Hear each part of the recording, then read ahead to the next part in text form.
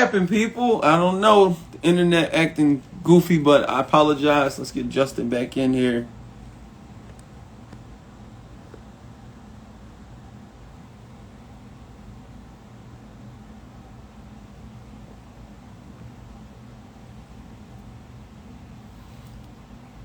Appreciate y'all jumping back. I don't know what happened. We got kicked out, but we'll get Justin right back in here so we can jump right back into it.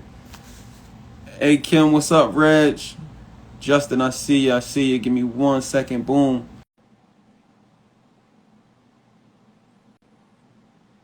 Cancer. Who in the building? My fault. I don't. The internet. I don't know. Yeah. Technology can be crazy, you know. Right. All good. But no, you was getting ready to tell us about. So for you, you went from doing the rentals and then you started doing flips. Right. Um, so I did my first rental property. I put down the 20,000, $2,000 left in my account. Big shout out to my wife. Like before I even move forward, yo, my wife, I love her. Um, I'm a man's man, so it's like when I say I'm gonna do something, I'm gonna do it.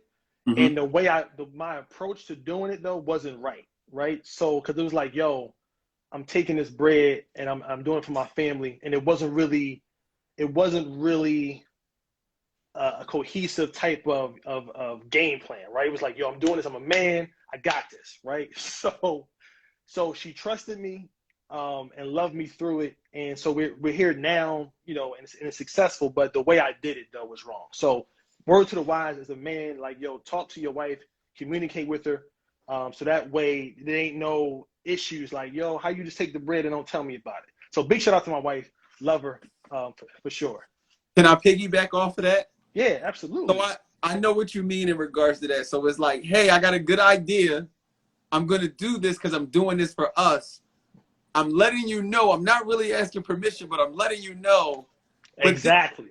it takes not one, but normally around like that second or third thing that goes wrong, and she can see the stress on you, and now you Right. gotta talk to her like all the way about it, and Right. then it's like she says the smallest, simplest thing to you, and you're like, why didn't I think of that? And the problem's fixed. But Right. she's like, oh, that's because you didn't ask me. You didn't include me. You just did it. So I'm saying I understand what you're saying. That was me. I still have to work on that, but I'm better. I'm definitely better than what I used to be. Right. Um, but I definitely it's like, yo, you talk to your wife sometimes and it's like they make it so simple and you be like, you just let me drown, right? You just let Right. me. Right. Right. And the thing for me was more so about the excitement I had for the business. She Mm-hmm. didn't have it, right? Because I didn't talk to her about it, right? It was like, yo, I'm doing this for us. You come on board, right? So when I'm talking about a property, I'm like, yo, I just bought X, Y, and Z. I'm doing. She like, all right, cool, because she's still upset that I just took the bread and didn't really consult her. You know what I mean? So listen, guys, word to the wise, please talk to your wife. This is not a marriage counseling session here, but I'm just saying up front. Nah, So not a dope thing is, so we kind of do all of the above, where well, it's real estate, but also I don't think people realize your business won't be successful if you don't have your personal life in order. Right. And most of the real estate guys I know that are like truly successful, they have a beautiful family, a beautiful home, and like my good big brother Lenny Bazemore said, yo, you get you a good woman behind you, the sky's the limit. Oh yeah, absolutely, absolutely. You know what I mean? And that's how I got into the flips, right? So good transition where I did my first rental. I don't really have a lot of money left. So now I'm trying to figure this out. Like, how do I re-up? So started looking to some off-market deals, and then before that, the city, they don't have it anymore really because it's more political now. But back then, around 13, 14, they had programs where you can buy properties from like PRA, right? The Redevelopment Authority, right? So Okay. you would go there, get a property. So my first property I bought from the city for like maybe like 8 grand back in like Mm, 13 or 14. It was in South Philly off of like Six and Shunk okay. on a small block called Fairhill Street, right? So that was for like 8,000. mind you, only had a couple grand left. So I'm like, yo, what do I do? So I said, all right, well, let me figure this out. My credit score was amazing. I said, I'm going to open up lines of credit in my name, unsecured. Let me get them. I said, hey, wifey, you mind opening up some lines of credit in your name as well? Right? Right? Yo, wife, hey, listen, I know what I did last time, but I need your help now. Right? Right? Hey, what you think about this? Right? Right? So she's like, all right, cool, do it. You know what I mean? So I got like probably 5 or 6, and at the time, probably like 4 at the time, 4 and one lump sum, Mm-hmm. and it totaled probably 100 grand. So Woo! I was able to get the property, fix it up, and then sell it. Made a nice profit. Probably made like 30 grand off of that profit. Okay. Now here's the kicker, back with the wife piece, right? So now I'm in my bag, like, yo, I can really do this. So I really start looking at off-market deals. Got another property in South Philly, because I'm from South Philly. Another property in South Philly on 18th and Morris, right? That's prime So time. right. So I get that with the extra money I had from the line of credit, because I didn't use it all, right? Mm-hmm. I really can't start the project because I'm still waiting for the other one to sell, right? So I sell the one on Fairhill. My wife congratulates me and say, all right, well, the money coming back to us, X, Y, and Z. I'm like, no, I'm putting it in my next project, right? So she like, hold on, wait a minute. You taking the money you just made, and you not even like, what you doing? Cause you told me you was gonna use the money and then we would be good. But now I'm putting it back into another project. And that one, I bought it for I think I bought it for like 40. Okay. I had to put 100 into it. Mm-hmm. So now I'm in that 140, and she's like, yo, like, I thought we was doing this like, slow walking this John. And I'm like, no, I gotta get this chicken. I gotta get this bread. You know Now what I you got mean? the itch. I can't hear you. I said, now you got that itch. Right. So now I'm like, listen, I gotta do this, but all the while not considering her feelings, communicating with her. So once again, let brothers do this right. If you're married, do this right the first time, man. You don't have to go through what I went through, my family, But yeah. So that was my flip, my first kind of like high end flip in South Philly. Put a lot of money into it, sold that as well too, for like 2 something. And I'm actually kicking myself now, not necessarily, but if I would have held on to that property, 18th and Morris, and I'm only in it for 140, Mm-hmm. come on, that's worth like it's worth like 360 now, probably. Imagine what you would have got it in this market right now. Right. But like you said, I think that's the tough part about our business. It's hard for us. You can't really predict the future. So you got to do what's best for you now, because what you did then, it got you here. Right. So, Exactly. it's just that in hindsight, we say like, all right, if I'd have kept it where I would be even further. But truthfully, you where you are, where you're supposed to be, per se. Yeah. Because I mean, even with that one, I finished the basement. I don't even finish basements anymore. So that one, I finished the basement. I Why you went don't all finish out. basements no more? It's too wet. It's just too much can go on in the basement. Water coming from any. It's like, no, I ain't got time for that. No. Plus, I'm renting the property out anyway. The tenants don't need a basement. I mean, what they need to. I mean, they gonna get these nice dry walls. I'm gonna put up some new cement. Maybe a little bit of stucco. Parge the walls nice, Mm-hmm. washer and dryer. Make sure there's no chip floors, and that's pretty much it. That's it. Okay. Yeah. And even in the flip, there's too much dampness in Philadelphia in the basement. So you might be cool one week, then let it rain, then you got mold, then you gotta go through the whole process of all that the what is that, mitigation and everything. Nah. I'm not doing that. So I try to pick and choose. Like, I literally wait till I get most of the upstairs done to decide if I'm messing with the basement for flips. But for rentals, 100%, I ain't messing with that basement. And it's tough. Like, one of my flips, I think the day they walked in, that happened to me twice. I finished the basement. The home inspection day, my first flip in Brewery Town, it rained like it rained today. Whole Mm. basement flooded. Mm. And I put carpet down. Ooh. Yeah. So it was. Then I had another one I did on Cobb's Creek. Literally the day the lady moved in the house, we had rain like today. You know how the summer is. Right. On Creek on top of all places. Yeah, yeah, yeah. Same thing. A portion of her basement flooded. Okay. And you can't run from it because she called me like, yo, you flipped the house, you sold me the house. What's up? Right, right, Been like right. 7 bands because I made money. So I just basically took the money, spent 7 bands to get her sump pump, a French drain, and fix the sheetrock and floor, man. Yeah, yeah, yeah, yeah. Nah, that's a lot. That's a lot.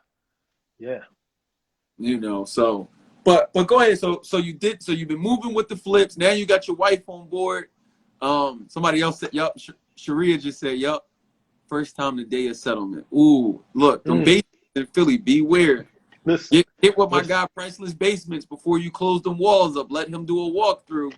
It's better to do it on the front end than on the back end. Yep. Um, Yeah, so now absolutely. that you got your wife on board, I mean, what's the business look like? Is your wife, working with you now more than just assisting in regards to finance, or? Yeah, no, no. Right now, she has her own business, so she manages her own HR firm. She manages different small companies, their HR piece. Hiring, firing, planning, development, things of that nature. So she's a definitely support. But yeah, she's not really in the business, but definitely like support, loving. Yeah, all the way around. But yeah, so she's HR Mom LLC. If anybody wants to follow her, she has a system where she walks people through, hiring, firing, once again, planning, manuals for staff, employment, things of that nature. She's on here. She said, very proud of you. Oh, there we go. There we go. Yeah, yeah, yeah. No, I That's appreciate it. what's up. Appreciate it. So for you, I guess once you got, the rhythm of doing the buy and hold, some of the fix and flips, you know, when did the light bulb go off while you were working your job about, like, hey, potentially I can leave this job? I know they kind of forced your hand to think about it with the budget cut, but like, when did you kind of get like that confidence, like, yo, I really can do this kind of thing? Right. So the budget cut happened. The talks of it was in 2011, right? So I actually never got laid off. So they found money for me in Okay. 2011. So I kept my job. But at that time, I'm like, yo, listen, I'm gonna still go ahead and do my real estate on the side because never again will I be in a situation where I gotta face my family, my wife and kids, and be like, yo, I might get laid off. So no, I'm gonna stick with real estate on the side and still do my full-time job. So at that point, I kept doing flips, like one or two rentals here and there, but really a lot of flips and wholesaling. And then after years of doing it and getting these off-market deals, closing on some nice profit, I got a property in South Philly in 2015, and it was around probably November or December. Locked it down. The owner was deceased, Mm-hmm. so I was talking to his son. I think the son lived in, I think North Carolina, if I'm not Okay. mistaken. North Carolina, house is vacant, in South Philly. The son is like, yo, listen, I don't want nothing to do with it. I just want to sell it, get rid of it. So I said, all right, cool. Locked it down. I put in the contract for 25,000. I bought it, right? Because I didn't want to go through the whole selling process of like, yo, I gotta do it virtually with you in North Carolina and the deed package. So I said, yo, let me just buy this thing right now so Mm-hmm. that I can lock it down. Sold it a month and a half later for 125. At that point, I said, I'm done. I said, I'm out. I said, I'm out. I said, yo, I'm out. You did Justin out. Yo, I'm out. I said, I'm out. Listen, That's listen, what's up, man. That's what's up. listen. So So 2011 to 2015, and then you hit six figures in one hit. in One hit. 2016, in January 2016, that closed. As far as me selling it to the buyer, closed in January. And truthfully, I still wasn't even sure if I wanted to even quit my job. I'm like, yo, I might just keep this, Sean. But my Right. man was telling me like, no, like you can do it. And I found myself realizing that I couldn't. I was focused, but I knew I had more in me. I knew I could grow more with not being on a full-time job. Right. So when that six figures hit, and I was already doing consistent deals anyway, 25,000, 10,000, or on assignment fees. I'm like, yo, I can do this, hands down. I can do this. So that's when that thing came off. Like, yo, I can quit my job, 6 figures, hands down.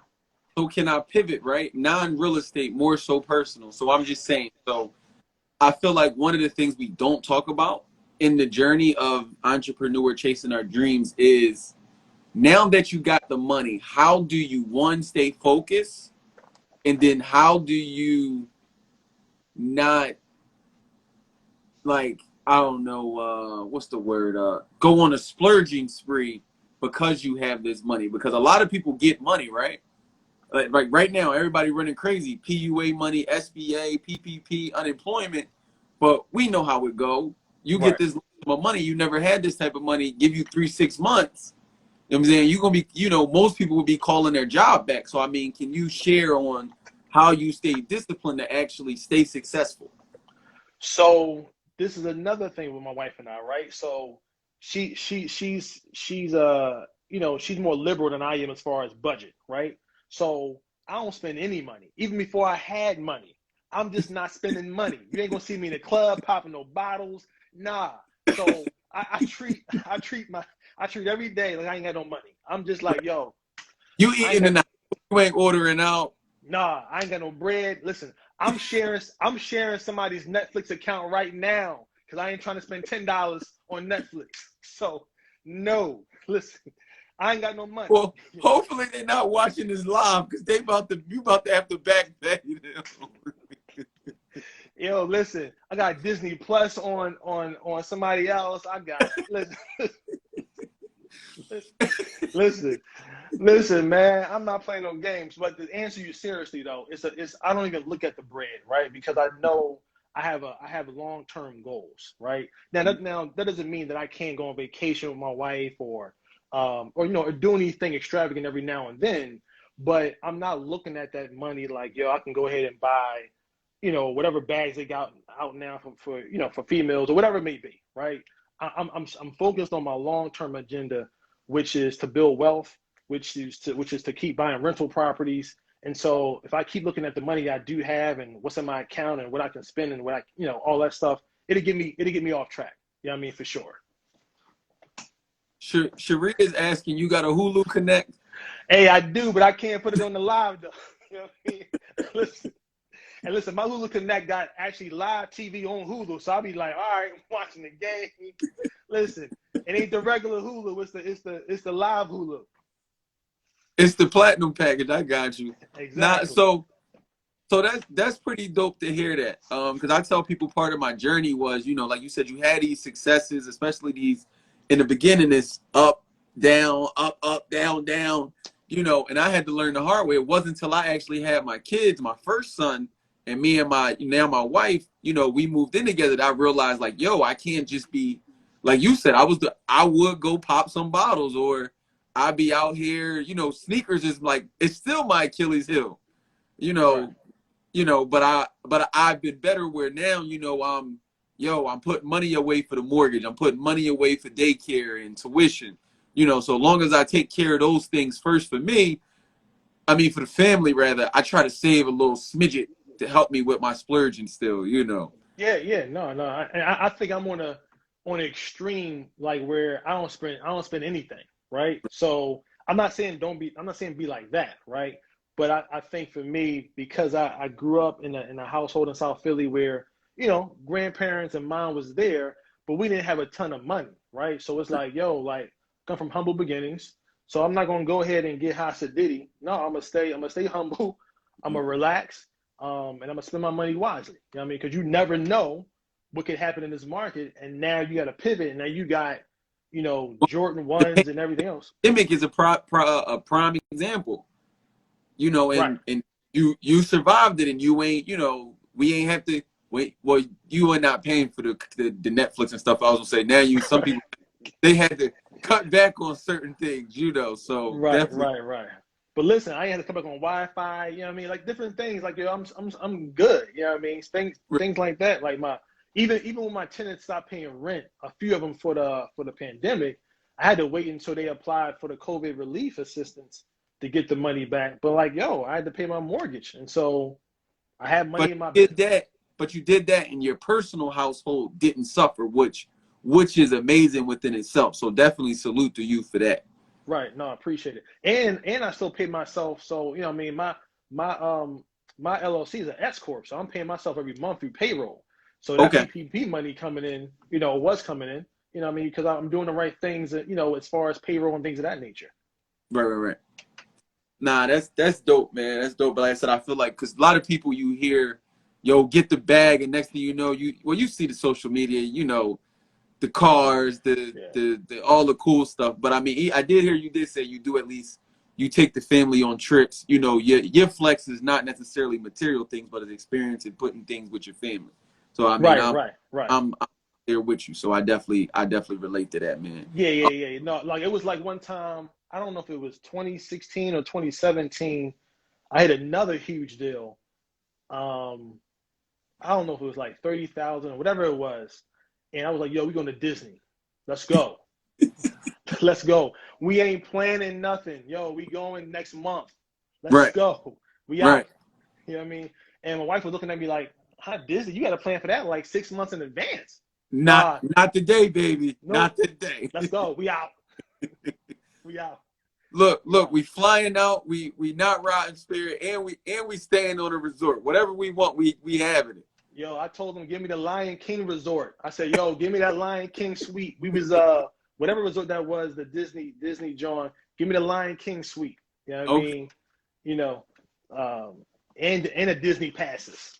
that's what's up, man. That's what's up. So I'm supposed to do Disney for the first time this year. We trying to do it for Christmas, New Year's. Woo! Okay. Listen, listen. It's heavy out there. It's heavy. Well, look, that's why we work so hard. I feel like you said, the humble beginnings of what our parents, grandparents did, and that was like, yo, we taking our family to that next step, that next tier for our kids. So just imagine what our kids gonna be capable of, especially if they take what they got from us, and then the other people that's pouring into them, Yeah. and they gonna be taking us back to Disney when we get old. That's the hope. That's the hope. I think Sharia got. Yeah, I think I was in the Animal Kingdom Lodge. I think. Yeah, whatever that was. It was, you can do a Lion King suite and something else. Yeah, I think it was the Animal Kingdom Lodge. Yeah, yeah. Okay, okay. But two questions for you. You could pick which one you want first. Either subject to, what is subject to, or can you touch on? So I mean, you said you do off-market deals, you're wholesaling, you basically, finding you're hunting your own deals. Can you touch on how you're being successful finding these deals? So yeah, so I'll go with subject to real quick because for me it's really simple to explain, but for others may not understand that. So with subject to, you're basically talking to an owner that number one has a pain point, right? So and that correlates with actually how you find off market deals. You gotta figure out how can you solve somebody's problem. That's the first and foremost thing, right? So solve somebody's problem. So you're dealing with an owner that has a mortgage on the property, right? And let's now in this case, I had the money to buy the property, but I felt like it was a better deal if I could get subject to. So I basically convinced the owner to allow me to buy the property, take over the mortgage, keep the mortgage in their name, right? But then I take title to the property. So I own the property, but the mortgage is still in the owner's name. And so that's how we did it. Now in this case here, the owner still wanted some bread, so I gave her a couple of dollars on the side, but the mortgage stayed in her name. So I just paid every month. It's a good interest rate. I think it's like 3.9 or something like that interest rate.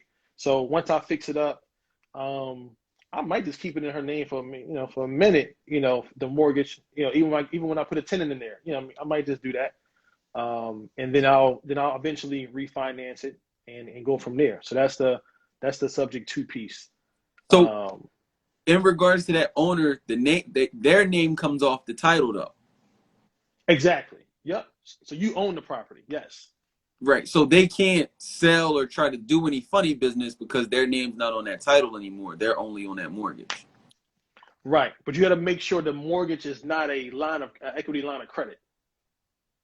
Okay.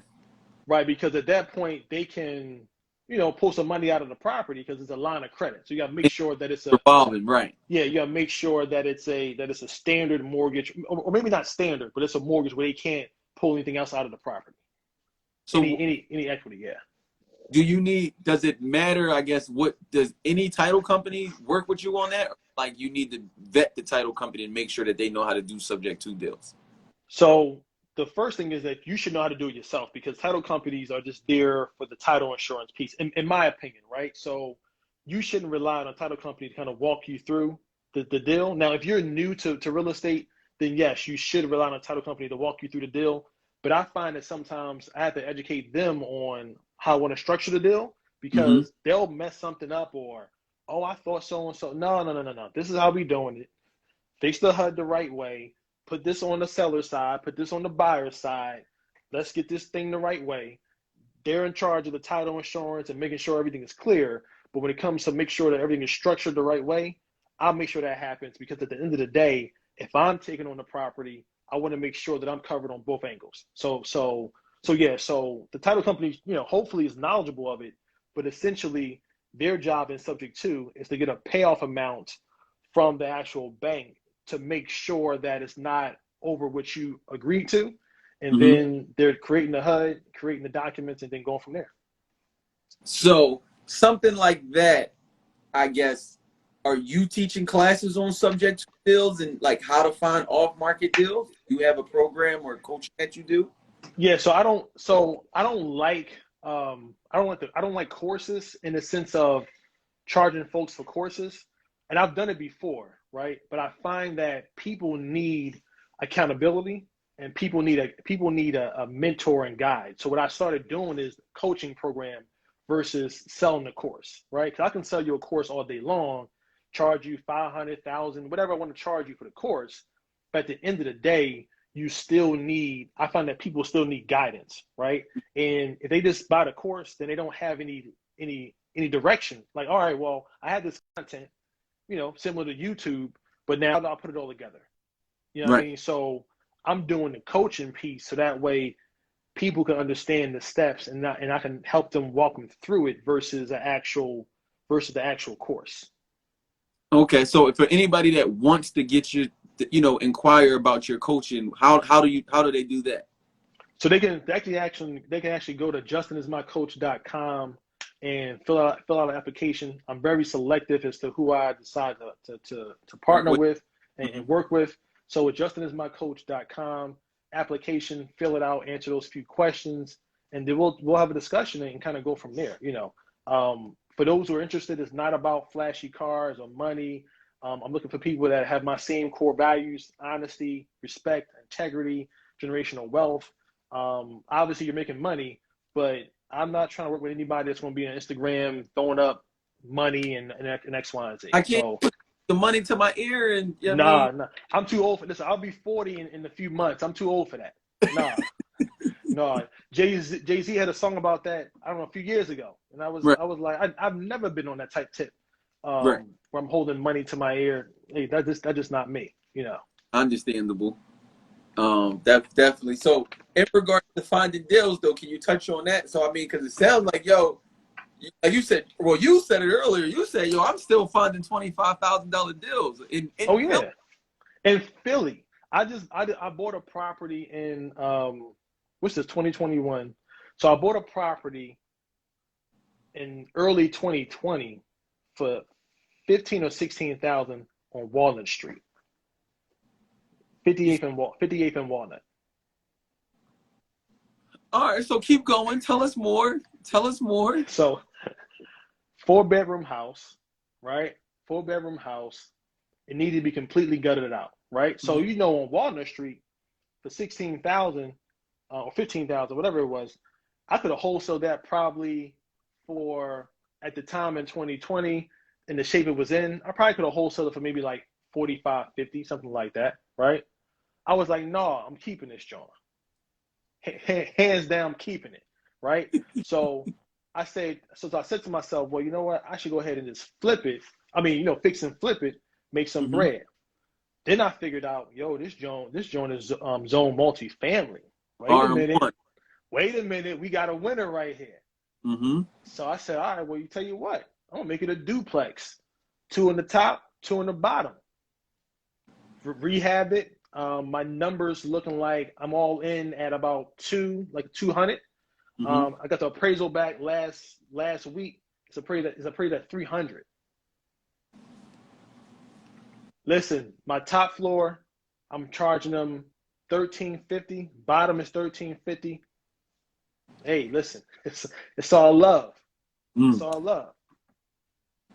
All right, so, but you still skipped the part about finding these deals, though. So, are you using some type of system, or you knocking on doors? So yeah, no, Was no, not knocking on doors. So with that deal, it was a letter. It was either a letter or a postcard. I think it was a postcard. I sent to the owner. Owner responded. Crazy story about that property is that when I approached the owner, when the owner approached me about it, he was like, "Yo, I need to sell this thing. It's behind in taxes, and I gotta figure out what to do with it. Right? My niece is in there. She not paying the taxes off.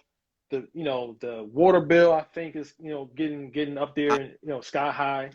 So he like, y'all need to sell it. Went to go see the property. The property is vacant, right? It has all this furniture in there, but the niece is nowhere to be found. He says to me like, yo, my niece just had surgery, but she's living with her daughter, so the property is vacant. I just need you to buy it. I'm like, all right, cool. So I locked it down under contract in 2019, right? So oh, I locked it down in 2019, probably in the late springtime, maybe around like May or June. And my contract, the way it's written, is that I'm buying the property vacant, right? So unoccupied. When I go in there to do the final inspection or final walkthrough, right? Just him and I, we go in there, she living in there. I said, oh, hold on, wait a minute. How who this? Now this is like September 2019. So I'm like, yo, like how, like who is this? Oh, this is my niece. Well, how are you still living in the property? This don't make any sense. I'm right. back from the hospital. My uncle didn't tell me you was buying the property, so and so and so. So I'm like, yo, I can't believe this, right? Right. So now I'm playing family counselor because I'm like, yo, I'm telling the uncle, yo, relax, relax. Now I'm telling the niece, like, yo, let me give you some bread so you can move out. Let me help you out somewhere, put you up in a nice spot. I just need to buy the property. So let me do that for you. So that way I can make sure you're good. And ultimately I'm about a property with the vacant. She's like, all right, cool. A couple weeks go past, we set a deadline up.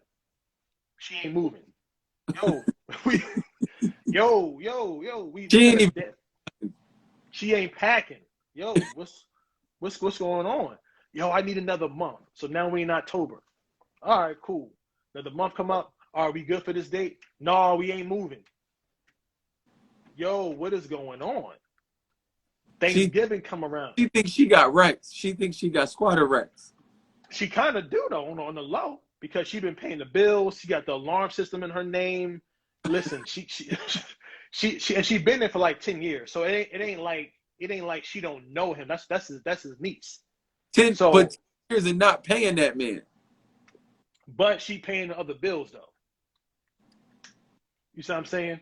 I got you. I got. Yeah, I mean, so with the squatter rights law, it's like, yo, if you paying bills and the bills in your name, then like you got the right to stay there. I mean, legally. You follow me? Right. And that was their whole agreement verbally anyway. Like, yo, as long as you take care of the bills, it is what it is. And I think the backstory, if I'm not mistaken, is that he wanted to give it to her, but she was like, no, I don't want the property. I want to keep it in so and so name, keep it in your name. I'll just stay in there. You know what I mean? So, whatever. You know what I mean? So that's the whole family dynamics you got to deal with when dealing with off market property because you never know what's going to happen, right? Right. So I fast forward. So in my mind, I'm like, listen, the uncle, the owner, old head, right? He probably in his 80s. In my mind, I'm like, yo, dude is a nice dude, but I'm hoping I can close on this joint before he maybe gets sick. Like, I don't know what's gonna happen, right? So I'm like, I need to close this property out. God forbid something happened to him. Now my contract is null and void, and the niece is gonna probably run the rank of, oh, it's my property, right? Right. Or her property. So I'm like, yo, no, I gotta buy this thing with her in it. right? So I talked them down on the price. 'Cause I think originally we were at like 30,000 for the property, which still ain't a bad deal.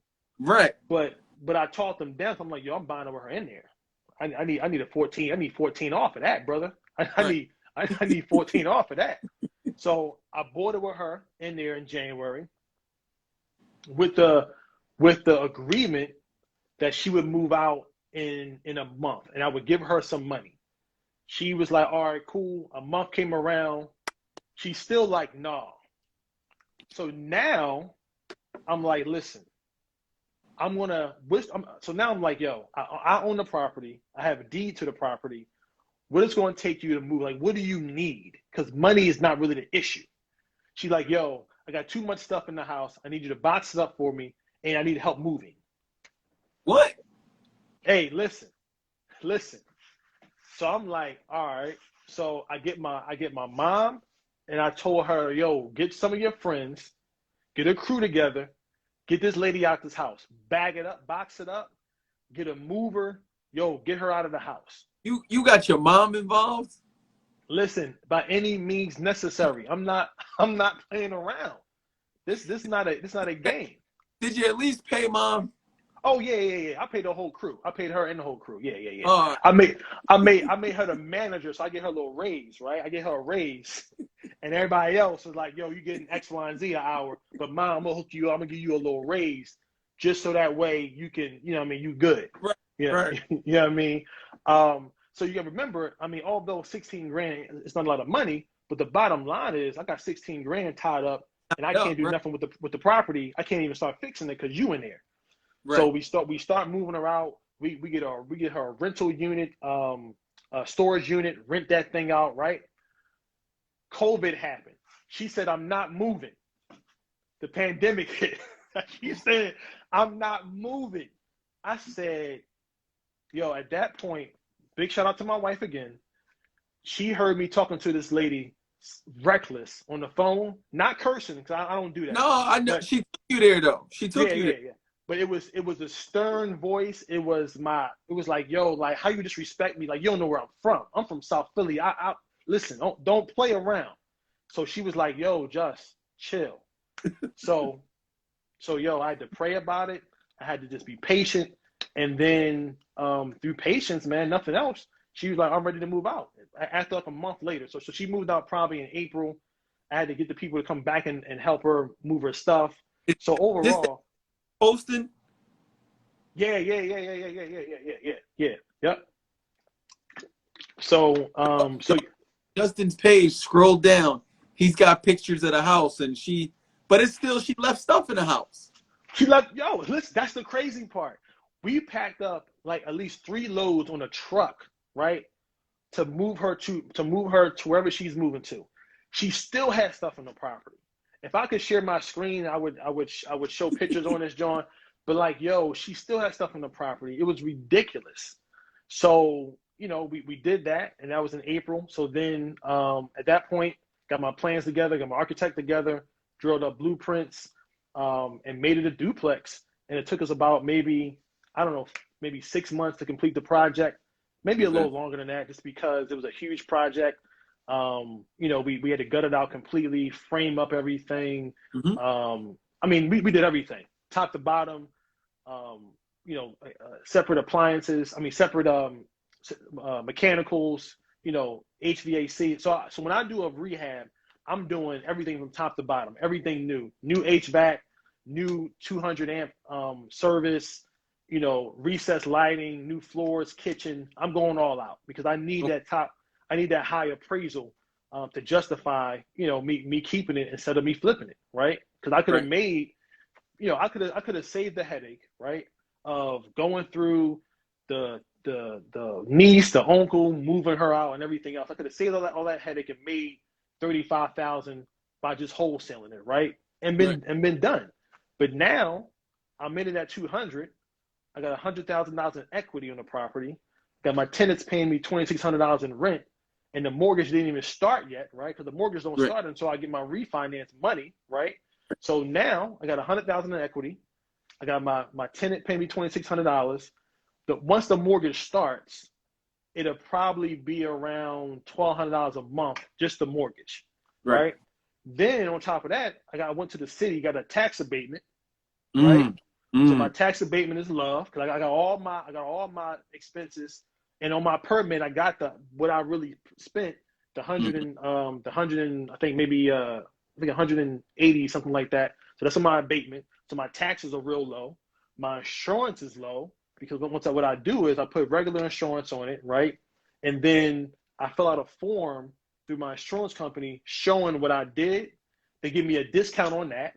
So now I'm probably going to make cash flow most likely between $550 and $600 a unit on that property. So that's $1,300 a month, and the equity is going to continue to rise every year.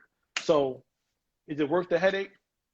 Absolutely, absolutely. Patience pays in the end. Mm-hmm.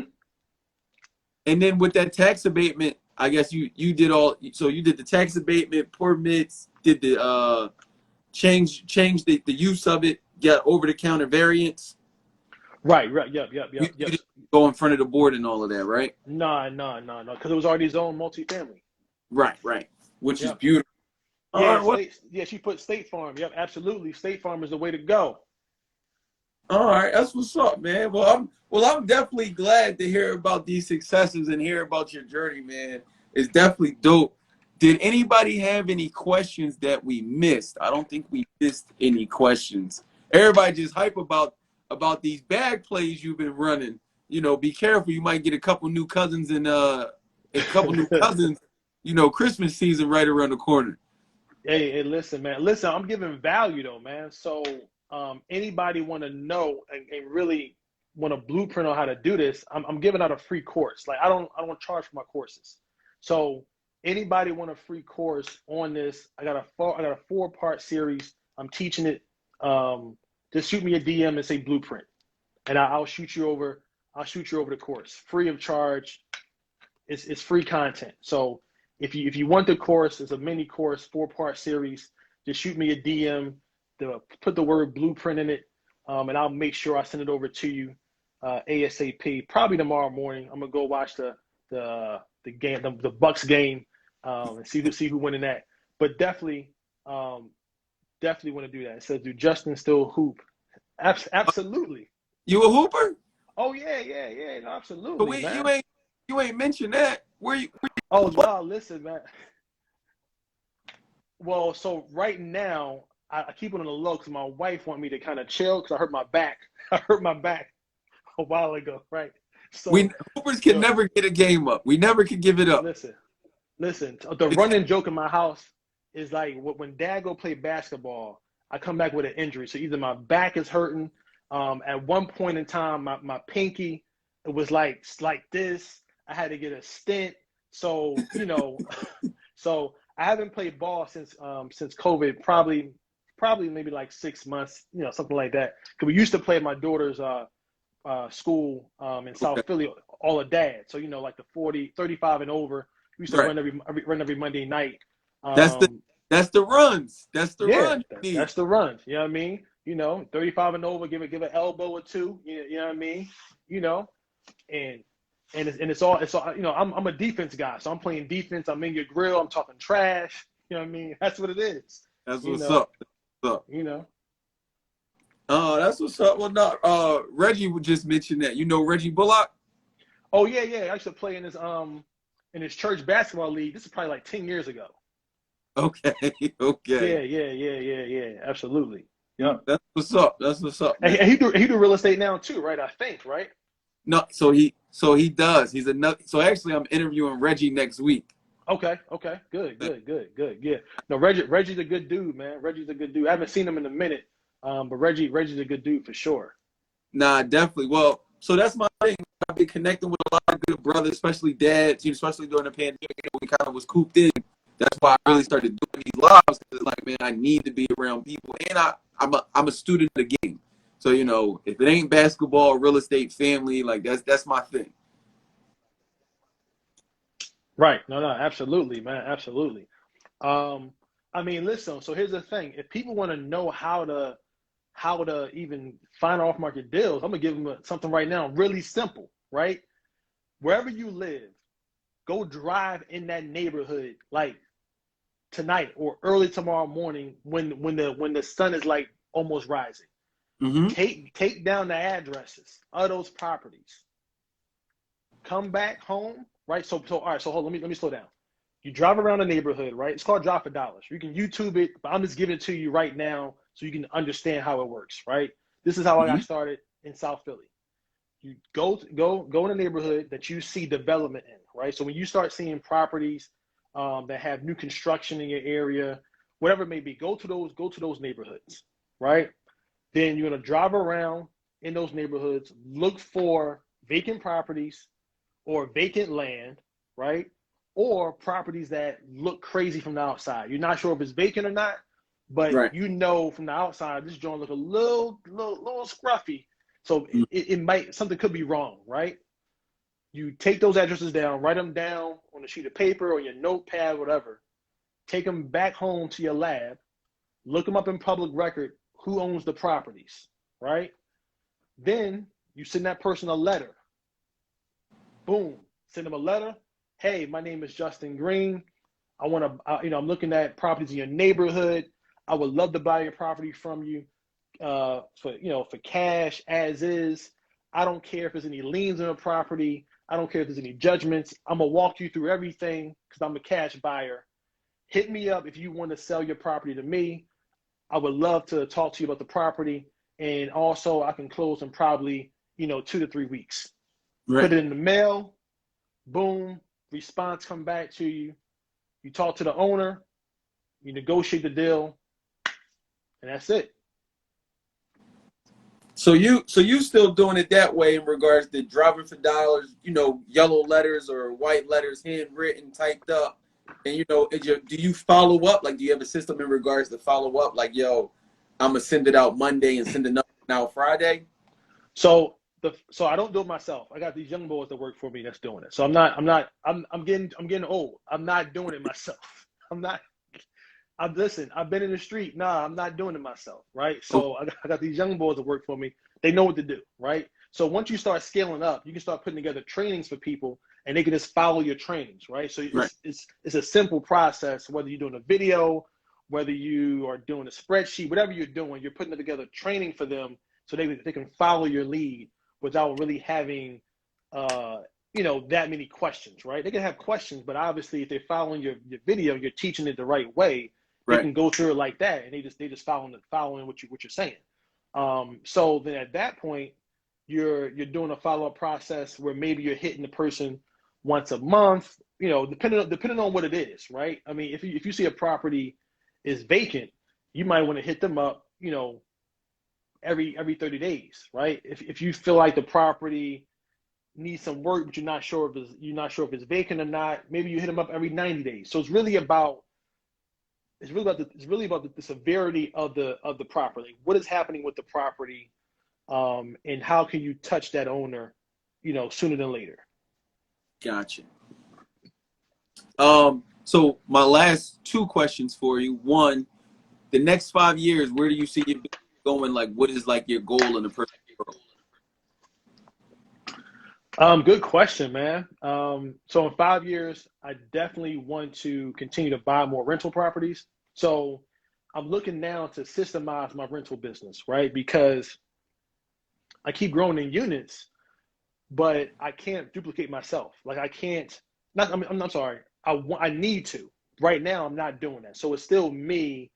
And I have a virtual assistant that works for me in the Philippines, right? So she manages the properties for me, and I do the leg work, right? So if a tenant calls me about X, Y, and Z, she's answering the phones for me, and then I'll walk her through or the tenant through as far as what to do next. So I'll tell my VA to call so and so. He's a plumber, so she coordinates all of that stuff, right?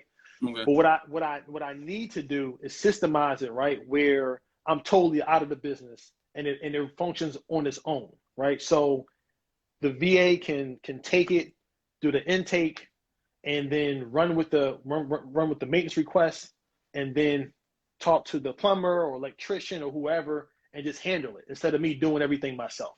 So I Right. need to get out of the business, right? So far, right now, I've somewhat systemized the front end of my business in regards to finding a tenant, screening a tenant, right? So I don't do any of that on my own. I don't have my own outside property manager. My assistant does all that for me virtually. So I've kind of almost mastered that somewhat. I still have some kinks to kind of iron out to make sure that it can function well without my hand being on it, right? Right. So for me, it's about freeing up my time, systemizing a process where I can be totally out of it, right? So that's where I need to be in 5 years, because in 5 years I'll be 45, and I'm not trying to have my hand in every single thing in my business, right? Um, and then from there, I want to make sure that I'm providing value to people. So I want to grow my coaching program, to be honest with you, because I just love teaching. Right. I'm a former teacher, so I just love teaching, right? That's what I do. And so I'm always talking about, in the past, I've been talking about how do I teach people X, Y, and Z, but I've been so bogged down with real estate development that I haven't made the time to teach. So now I'm really focused on the coaching piece, where I'm mentoring people and I can see people's success and walk them through different things. Right. Nah, that's dope. I mean, because it's basically like, hey, I can do this, but I want to see my people in my community also doing well, so we can have celebrate, live good together. It ain't no fun if I'm the only person at the top of the mountain. So I respect that. Definitely salute for that. In addition Absolutely. to that, do you have any books or podcasts that you could recommend for people trying to, one, get in the game or just improve their business? Good question. I'm not really heavy on podcasts because there's a lot of fluff out there, and I don't really deal with any fluff, right? Because you'll have a lot of people out there that just saying anything, and it's like, well, you're not really breaking it down, right? So I would probably go to the normal, bigger pockets. That's a solid content driven podcast. Um, as far as books, I'm real big on like leadership books. For me, of course, the Bible, hands down. Although the Bible doesn't break down for you how to get a deal, right? I think for me personally, like the Word of God is so strong, and it'll lead you in the right direction. So the Bible, but then I'm really big on books by Maxwell. I want to say his first name. Dang, it's in my basement too. But his last name is Maxwell. He does a lot of books on leadership, and organization, things of that nature. Yeah. So I would say Maxwell's his name. Big on leadership. Yeah, for sure. Okay. All right. And then do you want to leave the people with anything else before we close out of here? Like, if you give them just this one tangible thing, but the rest there, John Maxwell, your wife said John Maxwell. There we go, John. Thank you, babe. John Maxwell. There we go. Yo, hands down, John Maxwell is thorough. So any book he has, I would say definitely look into it. And he also brings a spiritual application to it as well too. So John Maxwell is definitely good. As far as a tangible thing, I would say that if you're looking to get in real estate, you need to be a master at finding deals. If you can't find a good deal, then everything else is left up to somebody else, right? So when you take the BUR strategy, right, which is the buying, rehabbing, renting, refinancing, repeat, right? What I teach my students is that the only concept or aspect in that formula, right, that you can control solely is the buying piece, right? Because everything else has too many variables, right? But the buying piece you can control. So that means you can either buy it or not buy it, right? So you control what you buy, right? I don't care if the seller is saying I want 100 grand, whatever they're saying, it doesn't matter, because you are in control of what you do. So you either buy a good deal or you don't buy it, right? So when you find that good deal, you have to make sure the number that you want to get it for is the number, right? So that's the first thing. Find a good deal at a good number and buy it, right? Because even with the next step of that BUR strategy, right, which is the renovation piece, you don't necessarily control that, right? Even if you're doing the work yourself, you could have a 5 joists you have to fix up. You can have the electric you need to fix up. So for example, the first property I bought in Southwest in 2012, that had fire damage. And we didn't know that until we gutted the property out and we saw like, Right. yo, the first bedroom had fire damage. So at that point, we had to rewire the whole house. So it ain't like we gotta it ain't like we can skip past that. We gotta do that piece, Right. right? But that was the extra, I think at that time, maybe $2,500, right? Right. So imagine if I would have bought the property for 27 or 28 instead of 25,000, right? Right. So I'm always saying buy right? Buy at the right price. As far as the rent, right? So you get the rehab piece and then the rent piece. Yeah, it's based on the market, but you don't know what tenants are going to pay what, so you're not even in control of that really, right? Then Right. the refinance piece, that's based on the appraisal in the bank, so you ain't in control of that at all, right? So you're not really in control of anything except for the first step, which is buying. So I would say the number one thing to do is find a good deal and buy at the right price. That's it right there. You know what I Now mean?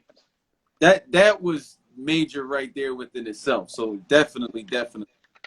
Uh, Please answer McGuire. Oh, we're going back up. Hold on. Quick question. Ready to buy my first home, but not sure what lenders to look out for. My credit is in the 760, and my spouse's credit is in 660s. She had a few dings on her credit. So I'm sorry, is he's asking about an investment property or is it a personal house? This, to me, it sounds like a personal house. Oh. Do you want to touch on it, or do you want me to touch on it? You're the realtor. Yeah, I mean, I would say you definitely touch on it.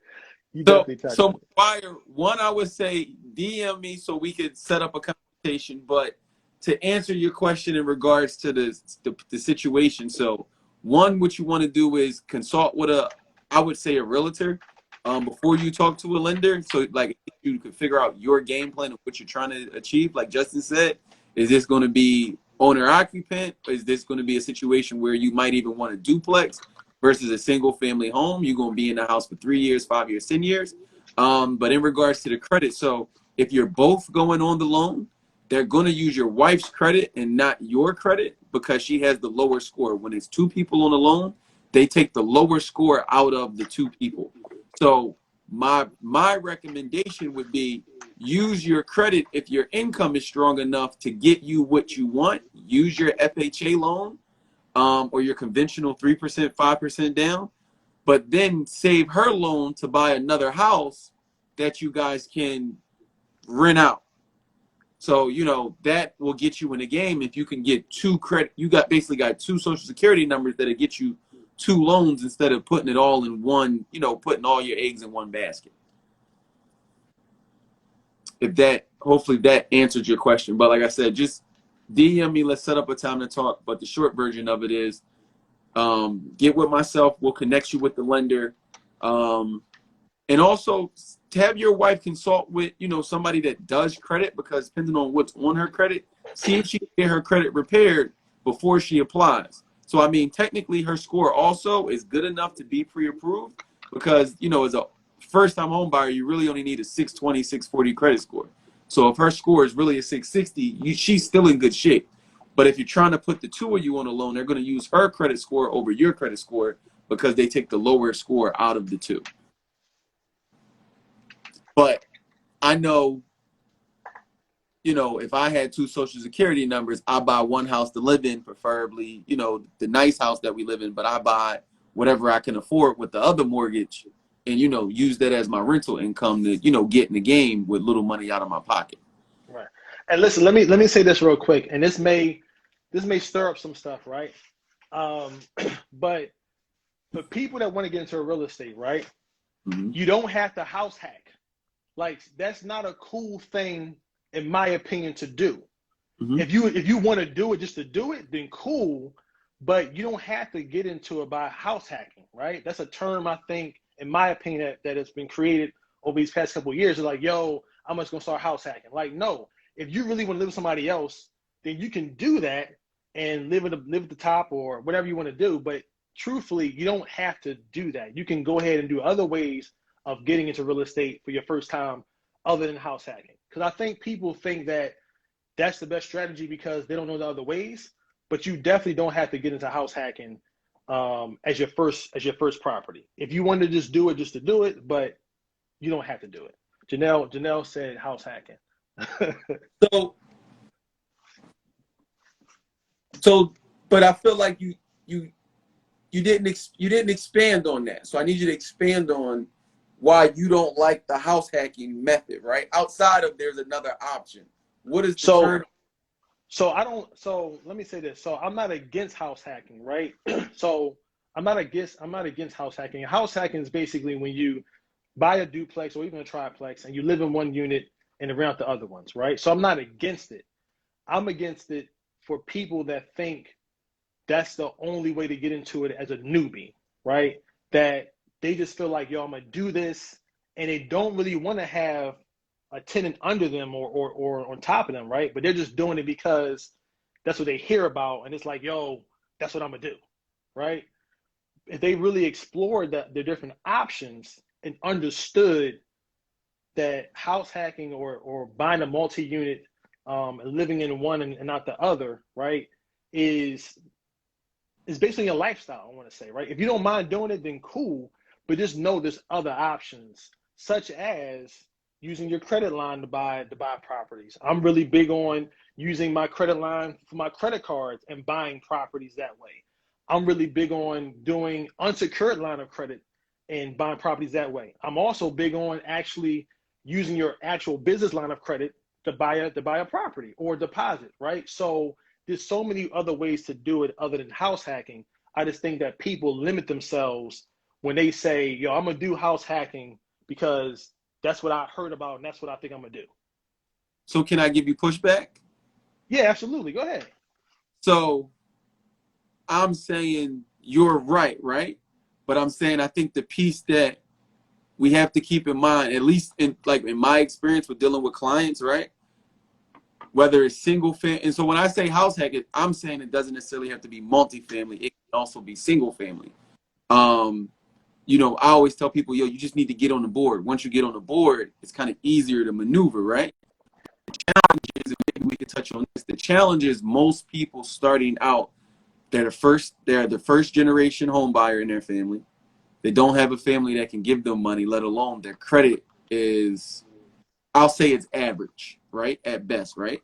So when we talk about getting these lines of credits or these resources, they may be able to get a line of credit or a credit card, but most of the time it's not enough starting out, um, to get enough money for a true down payment if we were doing something such as, buying something that's, just say 60,000 and then you need another 60 to rehab it type of situation. Right. No, I get it. I get it. And I think as you're talking, I definitely get your whole point of view, and I agree with you, right? But I also think that people don't even understand when they do the concept of the house hacking piece, the cash flow piece, right? So like they like, all right, well, yeah, my mortgage is paid off or X, Y, and Z, but they don't understand like what's your goal for cash flow? Like, are you once you move out of there, like what are you going to be cash flowing on a monthly basis? Because that may not be a good deal. I mean, it could be a good deal because you're living in one and your bills are paid, but long term, like where are you at in the cash flow, right? So, so I'm saying 100% agreed. So I think, like you said, I think the big, like the basis of it is, hey, know your situation and where your goals are, right? Because based on your Right. goals, don't necessarily do it just for today. You really need to be thinking about not just tomorrow, but next year. Because so and I'll say, like, again, my personal experience. I did the house hacking. I had a duplex. My mortgage was 600. The tenant on the second floor paid 700. I lived on the first floor. Once I moved out, that second floor, the first floor that I moved out of, then bought me 600. Like I said, the second floor was doing 700. First floor was 6. So I mean, it worked in that case. However, I bought another duplex. Like we said, if you get a spouse, you get another social security number. Go buy another duplex in their name. I needed something bigger. I wanted to be in a different neighborhood. So in that situation, my mortgage was 1,200.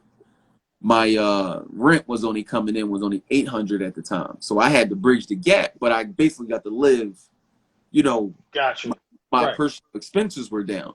But then, like you said, transparency, I move out, I rent that other unit for $800 now because now I'm in a regular house. I'm only cash flowing $400. So let a plumbing, heater, something go wrong, my cash flow is shot in that property. You Right. know, Right. however, though, the mortgage, now the other benefit of real estate is sometimes you get the win on the upfront, sometimes you get the win on the back front, on the back end.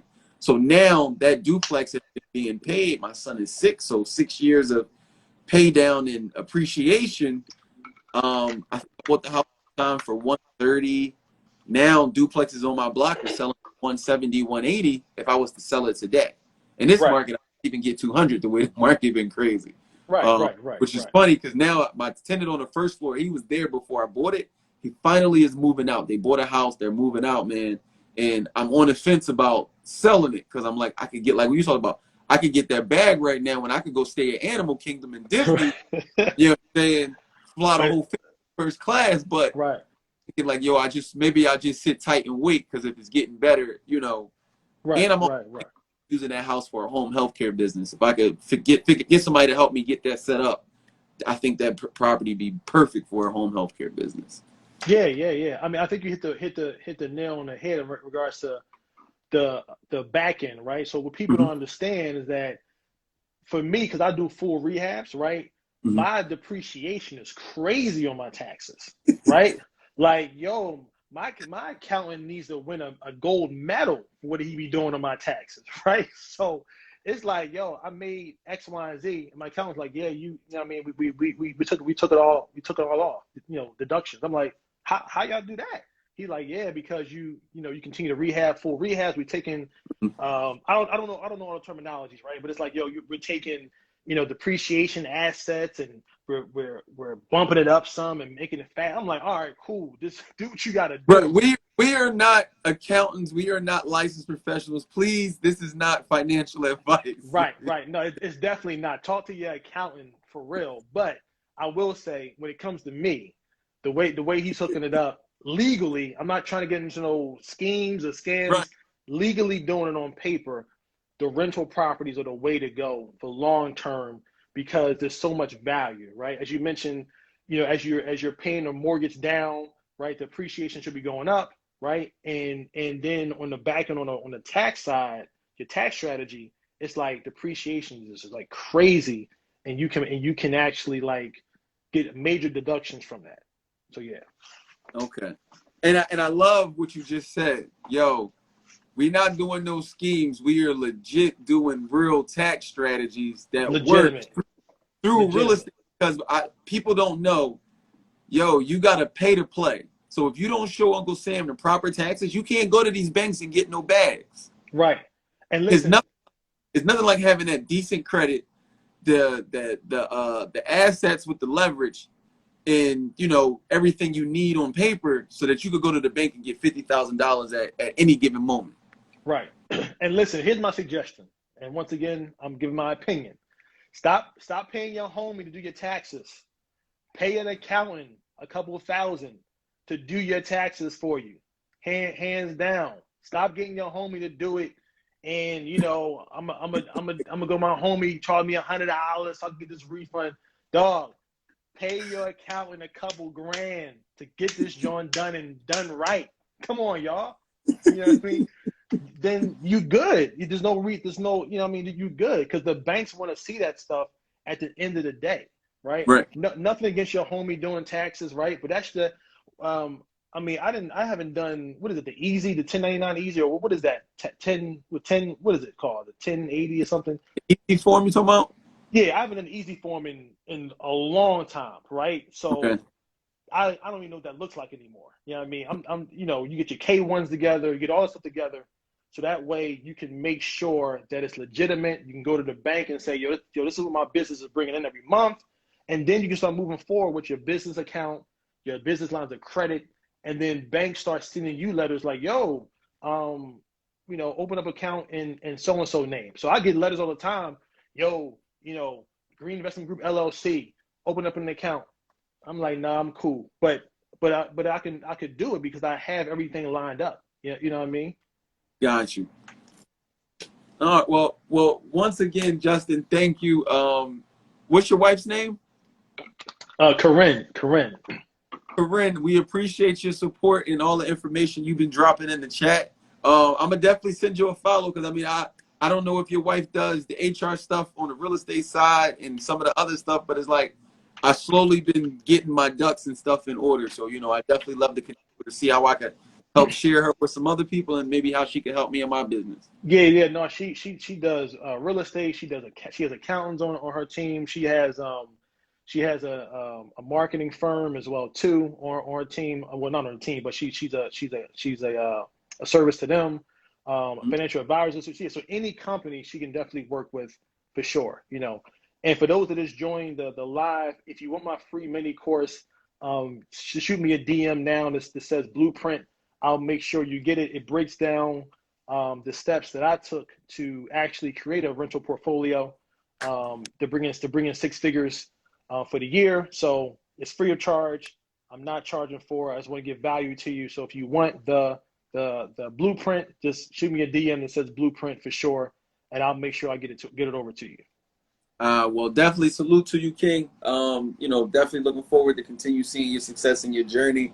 And I'll be watching, man. I'm taking notes. I'm only been married 2 years, so Ooh. guys who Reggie, Lorenzo, I'm taking notes on how to maneuver these marriage waters in the real estate game. Hey, listen, I'll in December I'll be married 18 years in December.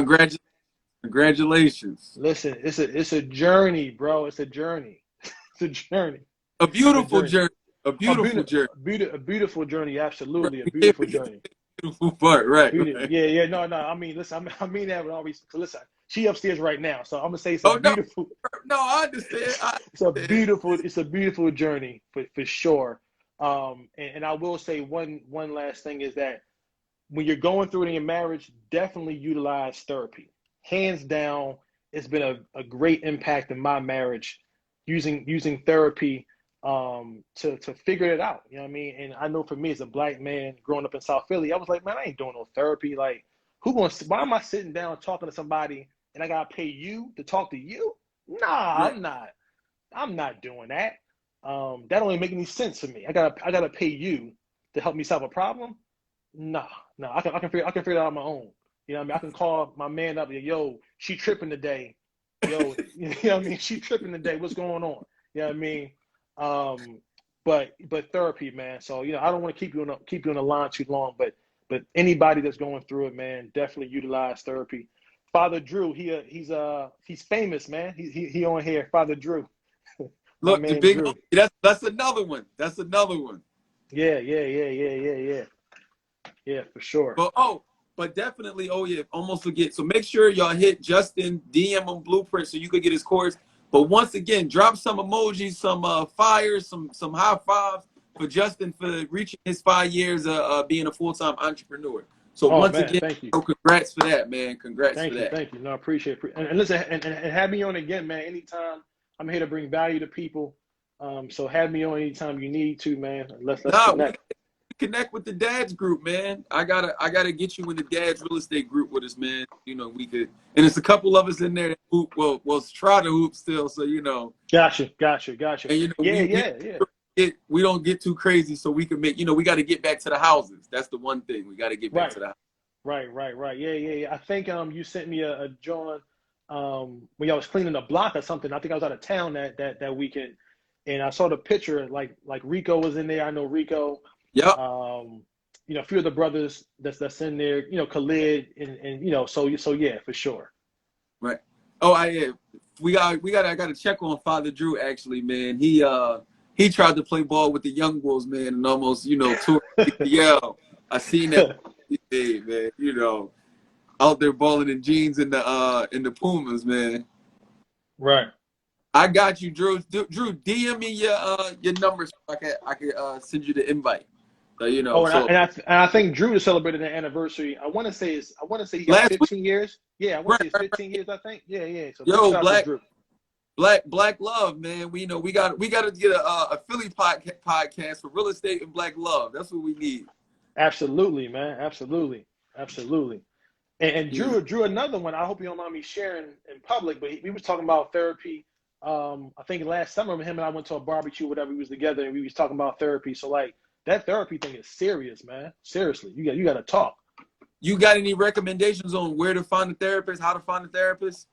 Salute, Drew. Um, 15 years. Here we go, Drew. 15 years. So I would say a good friend of mine I went to college with her, Tasneem. I think it's called Black. What's that organization? It was on the news recently too. It was Black Black, Fathers. black, What is it? what, black therapist or something? What? Yeah. No, it's I forget the name of the group, but it's centered around having black men have counseling for free. And Okay. I would have to research it, but yeah. So she's definitely Black. a resource. There we go, Black Men Hill. There we go, yeah, Black Men Hill. So that's it, yeah, Black Men Your Hill. wife, your wife is on it again. Black Men Hill. So yeah, so I would definitely say that. And then for me, I go to a Christian counselor that really not only helps me with seeing different perspectives, but also brings in the Word of God. So I would say for me, any Christian counselor that's really holding you accountable is key. So yeah. Okay. All right. Well, we definitely appreciate that. So, and just FYI though, we bring you in the group, man. You're gonna have to share, not share, but you gotta send some of these deals through because these things sound good, man. We'll cut the check. We Right. always looking for deals, man. We always looking for deals. No, I sent you one, I think the other day, right? Or no, last week. It was in Roxborough or something like that, right? Or Manioc or something. I don't know if you sent that to me. It was a DM. I think it was Instagram or something like that. You was like something like always or whatever we was talking about. It was a real quick Uh, DM. I'm gonna say I'm gonna blame it on me being the dad that Got, it slipped my got you, mind. got you.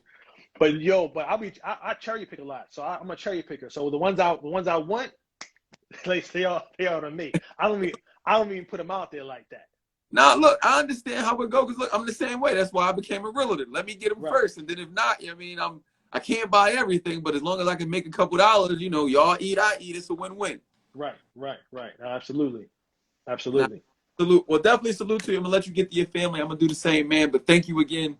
Congratulations, super congratulations on the 5 years, man. And we gonna have to connect in these streets, man. So salute to you. Thank you, man. Appreciate it, man. Thank you, man. No problem. And don't forget, next Thursday we're gonna be right back. We got Reggie Bullock next Thursday at 8:30. And then also you mentioned the cleanup. So our next community cleanup, we already got it on the schedule for August 21st of next month. So if we could get you out there, that'd be dope. It's another one that's gonna be in North Philly. This one's gonna be crazy because we're tying that into the back to school drive. So we want to get like school supplies for kids and some things for the community as well. Gotcha. So Gotcha. Yeah, so I'll say I know already. I'll be out of town vacation. So every summer we do a week long vacation with the family. So yeah, I'll be out of town on the 21st. But but it's a keep salute. Ain't nothing wrong with it. Already right. on the calendar. You know what I'm saying? Look, y'all already know where we gonna be at. Yeah. No, because the wife was like, because I was telling the wife like, yo, COVID is almost done. We need to get out. We need to get out and get back to our regular routine. Because last summer, my wife had us locked down. She's like, yo, we ain't going on no vacation.